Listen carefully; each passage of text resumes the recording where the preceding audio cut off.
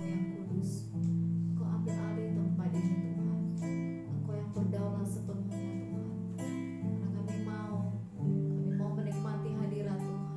Kami mau menikmati lawatan Tuhan yang luar biasa. Karena kami percaya Tuhan, Engkau hadir di tengah-tengah kami pada pagi hari ini. Terima kasih Bapa. Mari kita naikkan pujian kita hanya dekat Allahku. Rasa tenang hatiku.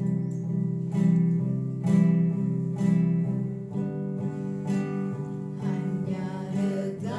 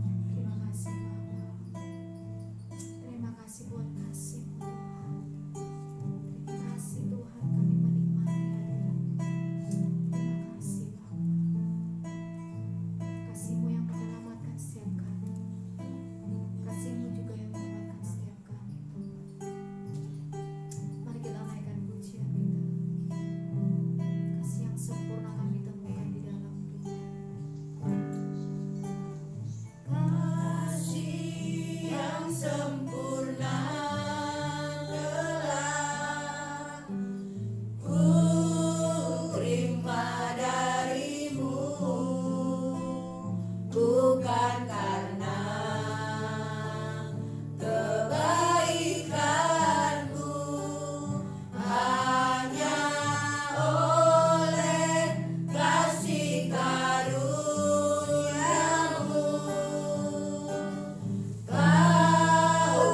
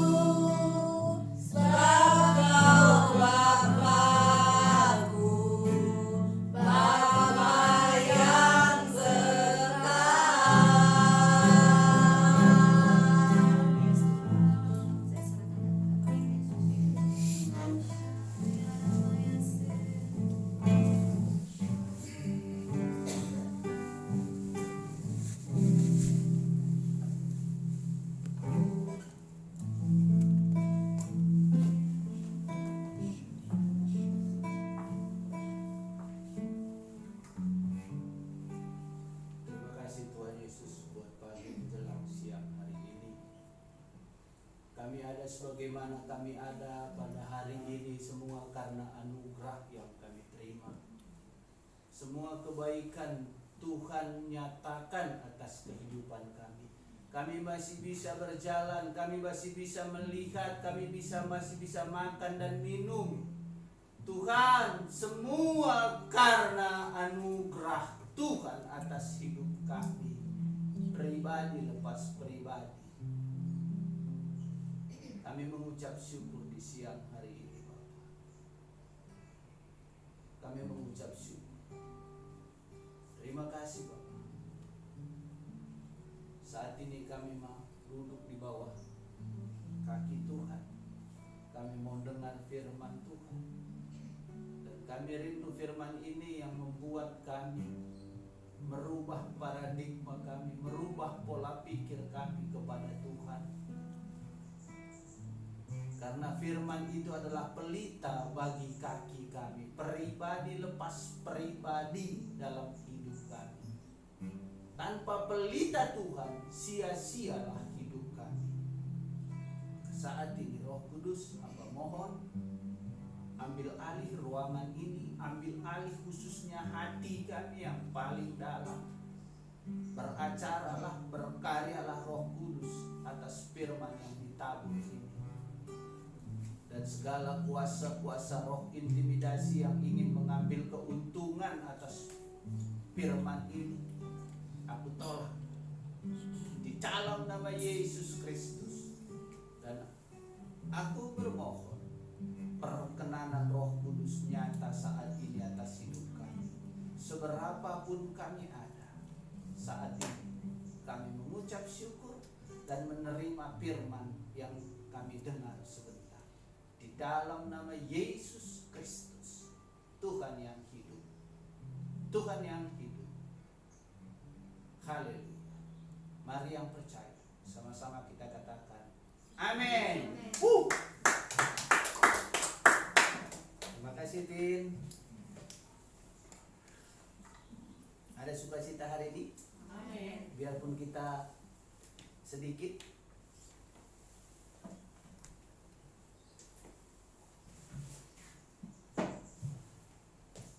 Haleluya. Pagi hari ini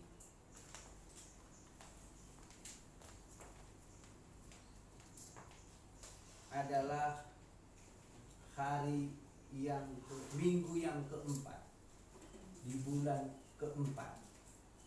Berarti minggu keempat, bulan keempat 2023.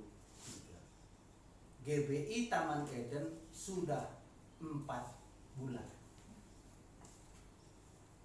Puji Tuhan.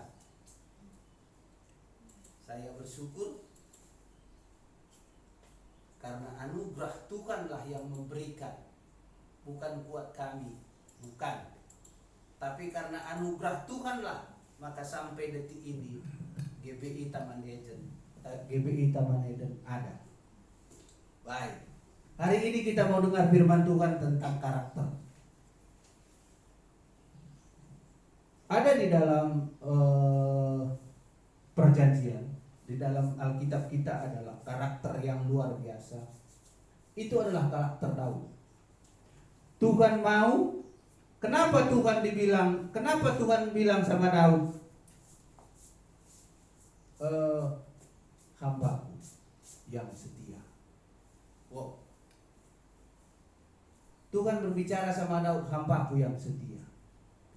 Karena Daud punya hati, bukan punya pikiran. Daud punya pikiran, tapi bukan pikiran yang dilihat Tuhan, tapi hati yang dilihat Tuhan. Makanya Tuhan berkata kepada Daud, hai hambaku. Oleh karena itu hari ini karakter Daud inilah yang penting. Karakter Daud adalah setia. Karakter Daud adalah tidak neko-neko. Karakter Daud adalah selalu ingin menyenangkan hati Tuhan. Pertanyaan buat kita yang ada sekarang pada pagi menjelang siang hari ini, adakah kita ingin menyenangkan hati Tuhan kita? Kalau bahasa Inggrisnya question, tanda tanya. Tapi firman Tuhan kepada Daud, hambaku yang setia. Luar biasa. Ada Tuhan Yesuslah yang setia, tapi Tuhan berkata kepada Daud, hambaku. Keren. Itulah Daud. Karakter Daud adalah, apakah Daud gak pernah berdosa? Pernah. Tapi dia tidak mengulangi hal yang sama dalam hidupnya. Makanya dia disukai oleh Tuhan. Tuhan bilang, itu dosa Daud. Iya Tuhan, ampuni aku. Dan dia tidak mau melakukan lagi. Malah di dalam kehidupannya dibilang orang gila sama istrinya sendiri. Istrinya ada salah satu istrinya namanya Mikael, anak daripada Saul.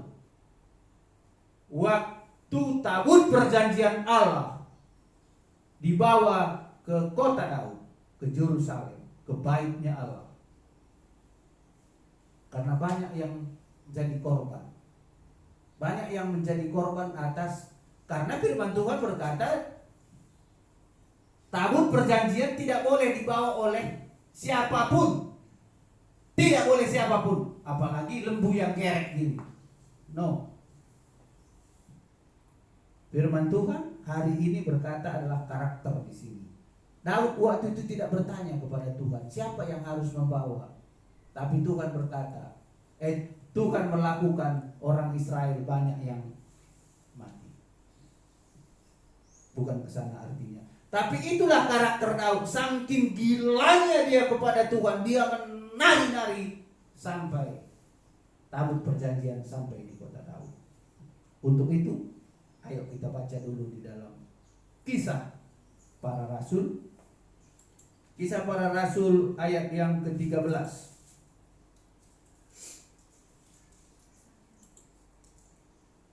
Kisah Rasul ayat yang ke-13, Kisah Rasul 13 ayat yang 36. Demikianlah firman Tuhan. Sebab Daud melakukan kehendak Allah pada zamannya. Lalu ia mengangkat dan dibaringkan di samping nenek moyangnya. Ia memang diserahkan kepada bukan ayat 30.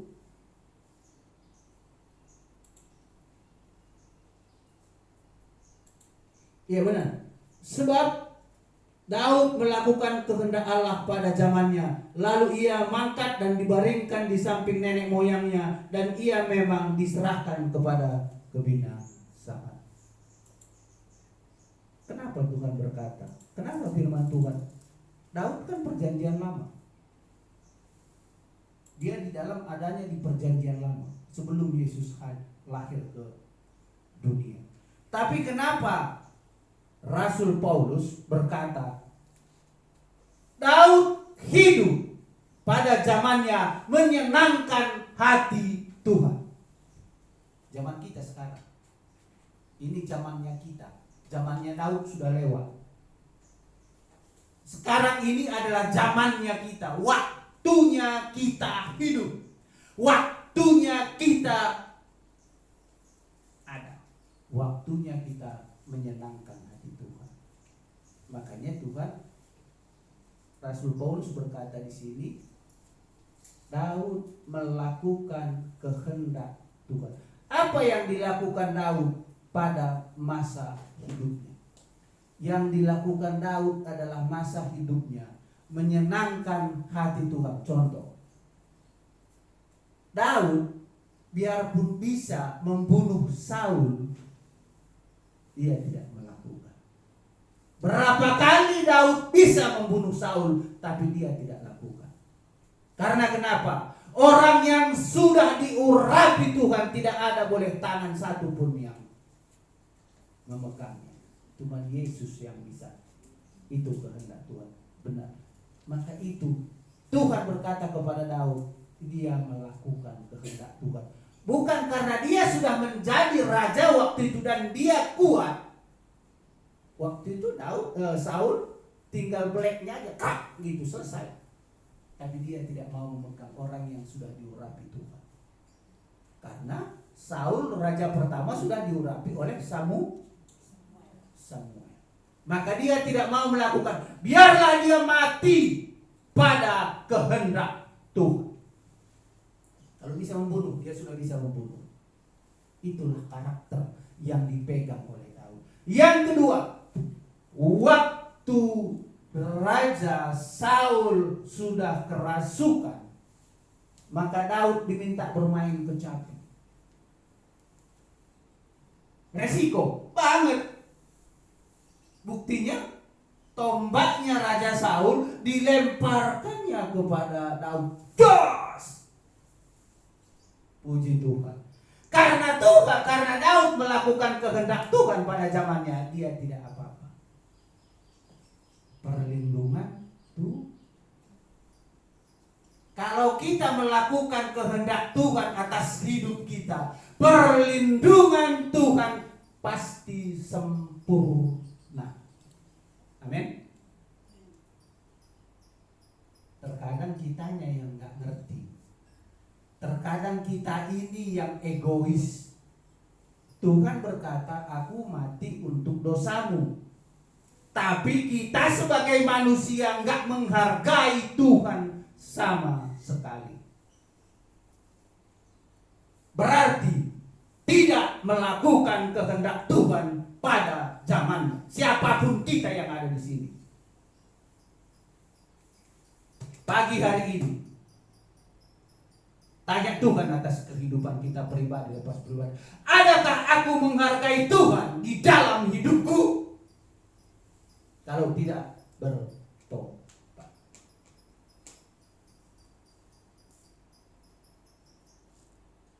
Hidup kita hanya sementara.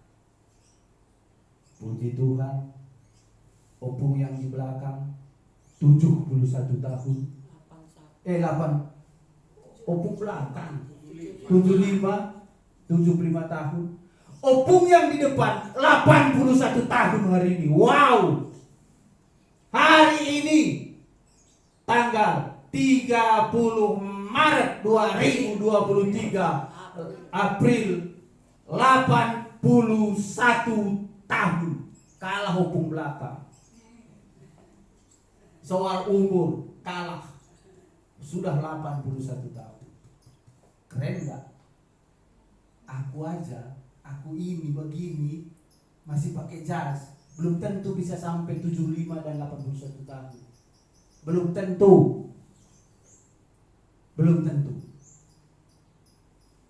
Maka hargailah Tuhan atas pemberian umur yang Tuhan berikan atas kita. Aku sangat bangga ada 81 tahun jemaat GBI Taman Eden, luar biasa. Ada 75 tahun, luar biasa. Sedangkan GBI Taman Eden baru 4 bulan. Bisa lah ya.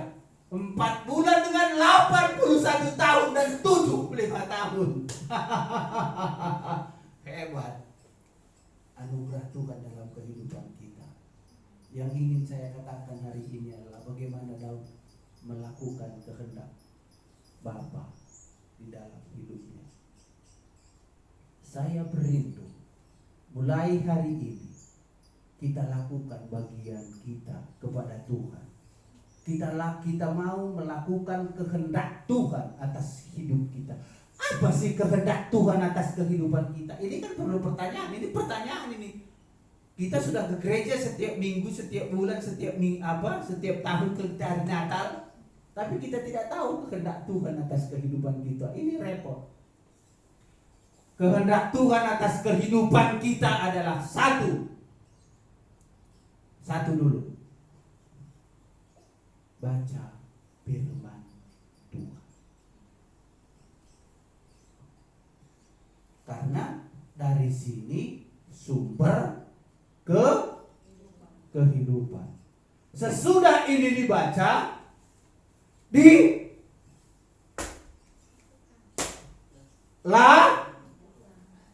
Jangan sesudah dibaca ditutup bodoh amat. No. Sesudah dibaca lakukan. Jalan. Jangan jalan di tempat. Berjalan. Itu kehendak Tuhan yang pertama atas kehidupan kita. Nanti ada ayatnya. Yang kedua, berdoa. Buat apa berdoa? Meminta pertolongan Tuhan atas hidup kita dulu. Kalau sudah punya anak, kalau sudah punya suami, suaminya didoakan, si suami mendoakan istrinya, mendoakan anak-anaknya. Itu kehendak Tuhan atas hidup kita. Amin. Ngayatusi.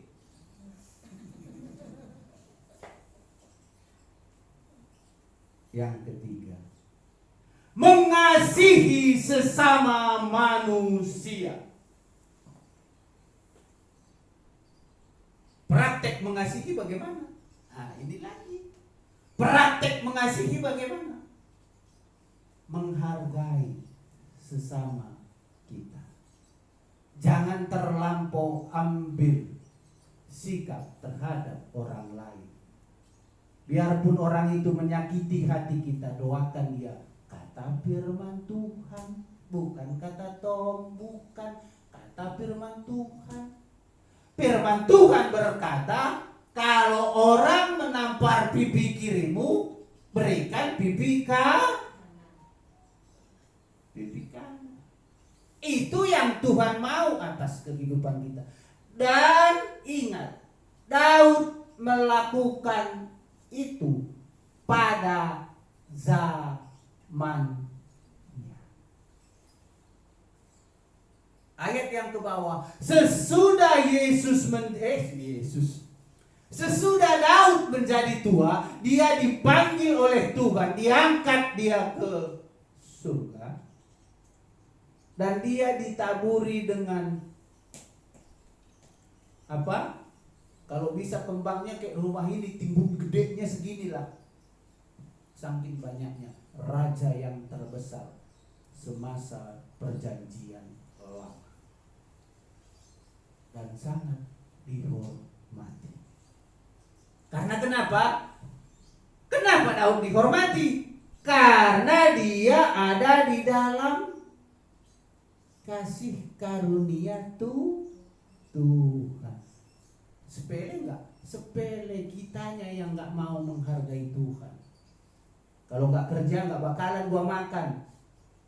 Tidak seperti itu, saudara. Berkat Tuhan sudah atur. Soal kaya dan miskin, Tuhan yang menetapkan. Hari ini aku bisa kaya, besok bisa diambil belalang pengirik, belalang pelahap, belalang peloncat. Artinya ada sakit penyakit yang mengambil. Adakah orang kaya miskin tiba-tiba gara penyakit? Adakah orang miskin tiba-tiba kaya?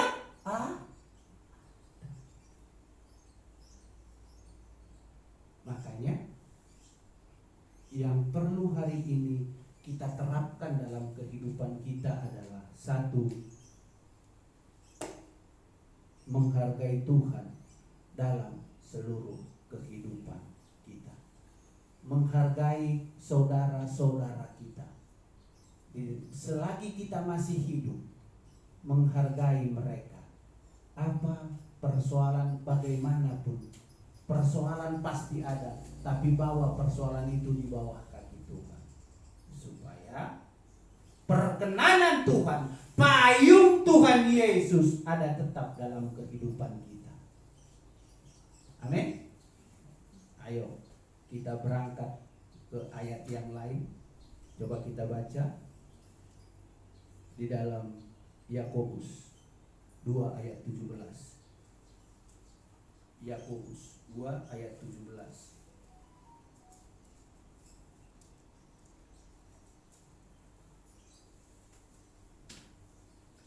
Yakobus 2 ayat 17. Sudah dapat ya? Demikianlah firman Tuhan. Demikian juga halnya dengan iman. Jika iman itu tidak disertai perbuatan, maka iman itu pada hakikatnya mati. Tadi Daud sudah sebagai contoh. Daud percaya kepada Tuhan dan melakukan kehendak Tuhan. Itu iman. Daud percaya kalau dia sudah diangkat menjadi raja, maka seluruh bangsa Israel bersatu di dalam nama Yesus. Dan itu terjadi karena iman. Daud ingin membangun bait Allah. Tapi pada zaman anaknya, Daud membuat semua yang dibutuhkan untuk pembangunan bait Allah. Kembali ke Yakobus 2 ayat 17, dia berkata, demikian juga hakikatnya dengan iman. Iman itu adalah iman kita kepada Yesus. Kalau nggak ada iman, kita tidak mungkin ada di tempat ini pada siang hari, pagi hari. Tidak ada. Karena iman percaya kepada Yesuslah kita ada saat ini memuji, menyembah Tuhan. Itulah iman. Iman tanpa perbuatan, kan bisa juga aku punya iman, aku di rumah aja gak usah ke gereja. Iman itu namanya, itu iman, percaya pada Yesus. Tapi iman harus dilakukan, harus dipraktekkan. Karena kita punya iman, hari Minggu harus menyembah Tuhan. Jangan. Bukan jalan di tempat. Ngapain? Olahraga. Bukan. Tapi harus ke gereja. Itulah iman. Iman harus dilakukan. Bagaimana mempraktekkan iman? Ya seperti ini. Hari Minggu, hari Minggu ke gereja. Punya iman harus dipraktekkan. Punya iman. Saudara ini orang Nasrani juga, tapi kenapa gak ke gereja? Tanya, ibu sudah punya gereja? Belum? Ayo kita gereja sama-sama. Seperti itu iman, perbuatan. Tanpa perbuatan iman mati. Amin. Ngayatusi. Demikian juga halnya dengan iman. Jika iman itu tidak disertai perbuatan, maka iman itu pada hakikatnya mati. Hakikat ini adalah bentuk, sifat. Kita punya iman, sifatnya mati, sifatnya diam. Nggak ada artinya. Hakikatnya iman hidup. Seperti apa yang dilakukan Raja Daud, itulah hakikat iman.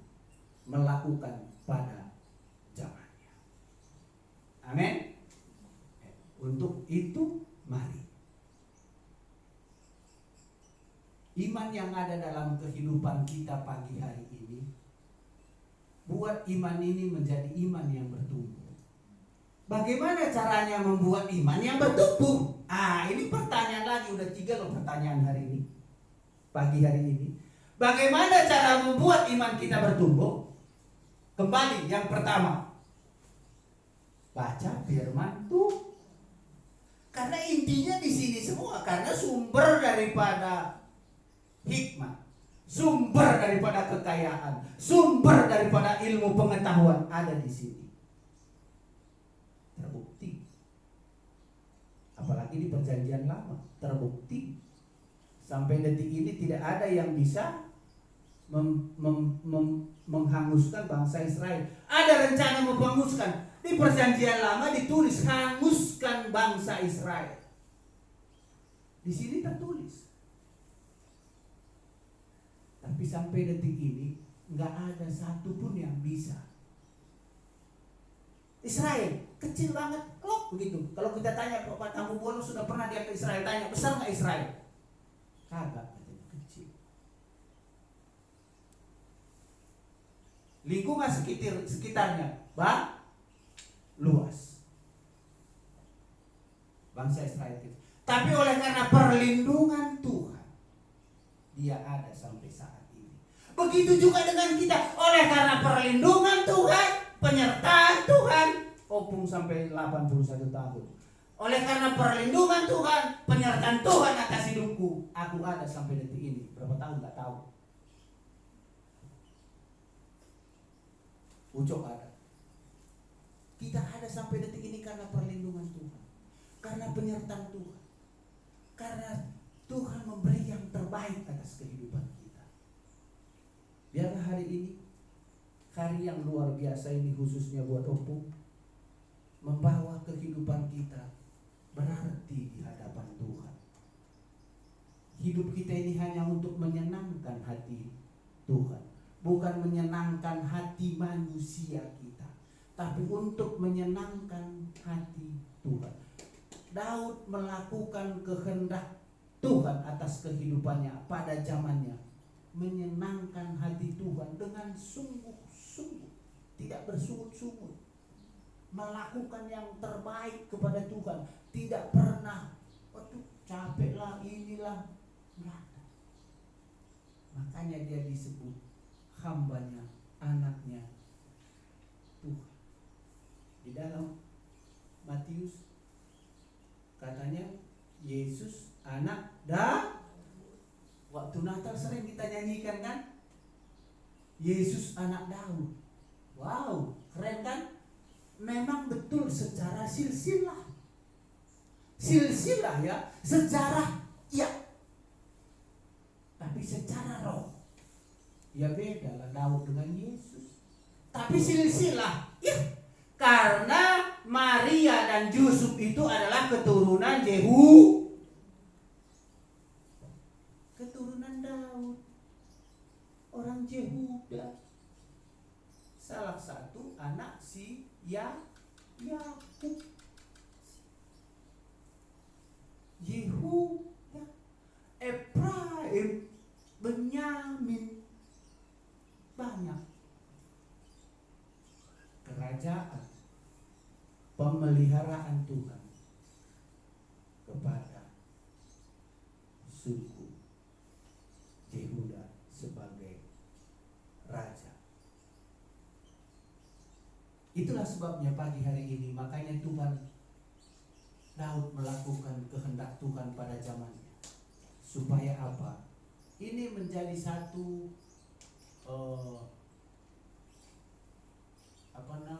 suatu pengetahuan, karena firman Tuhan ini kan kembali lagi bukan hanya sekedar dibaca, tapi firman Tuhan ini dibaca dan dipraktekkan.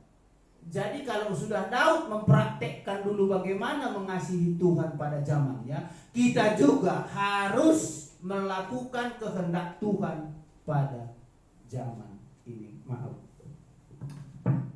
sepertinya ini panas.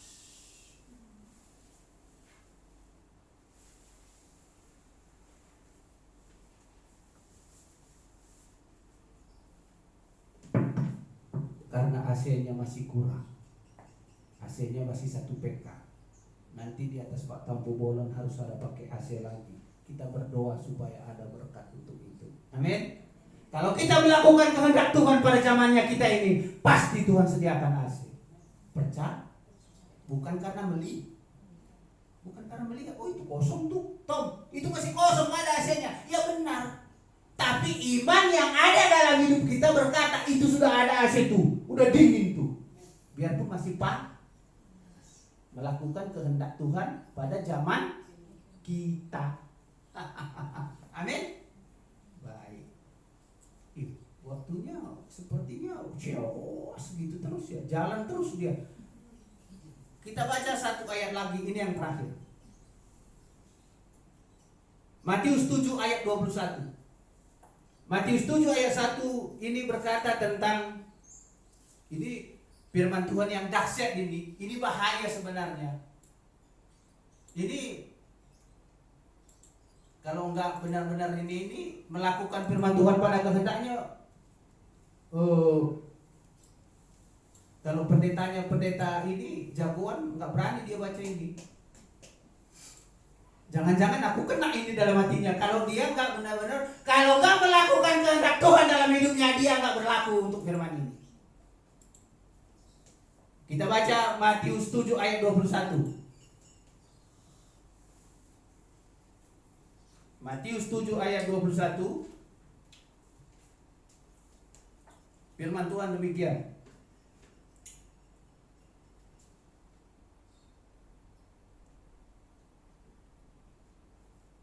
Bukan setiap orang yang berseru-seru kepadaku, Tuhan, Tuhan, akan masuk ke dalam kerajaan surga, melainkan dia yang melakukan kehendak Bapakku yang di surga.